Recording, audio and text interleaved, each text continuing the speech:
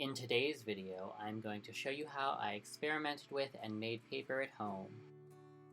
First, you'll need a jar with a tight-fitting lid. I went with a food jar and I did get a little crack in it because of the beads, so make sure it's thick enough that it won't break when shaking it.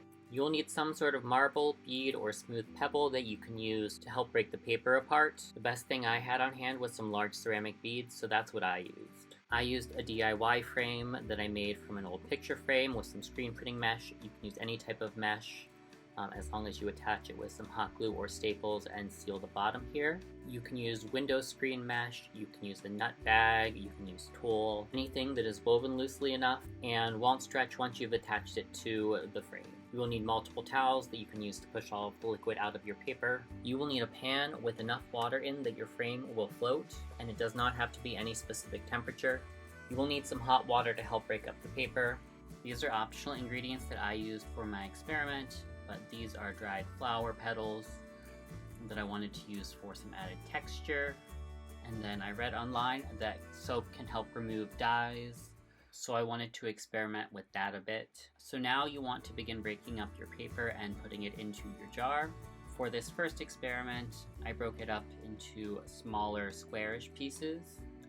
And now I will add the beads, the hot water, and just a drop of soap. Now I shook the jar until I felt the paper was sufficiently broken up, which was about 5 minutes.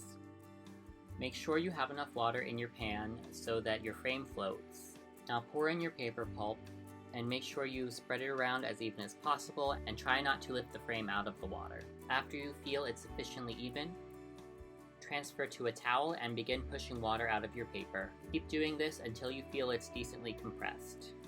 Turn your screen over and then gently tap until the paper begins to loosen. After that, it should come out by tapping the frame on the table. I went over it with a towel on both sides one more time and then transferred it to a piece of cardboard. On the next piece of paper, I tried adding some flowers to the surface, but that didn't work well because they just came off. I then tried sticking some flowers right into the pulp, and this time it worked out a little bit better because they actually stuck into the paper. I then tried a paper bag, which is a little bit thinner than the initial cardboard I tried, and I went a little overboard on adding soap for removing some of the dye. But it seemed to work initially. I then covered all the sheets with a piece of cardboard and put them under some heavy objects overnight. As you could see, when I checked on them the next day, they were pretty thick and didn't bend very easily. And for the brown paper, the large fiber size also added a lot more weak points. The second day of experiments, I wanted to make sure everything was really fine, so I shredded the paper and the flowers into little pieces. This time you could really notice the almost gelatinous texture in the water.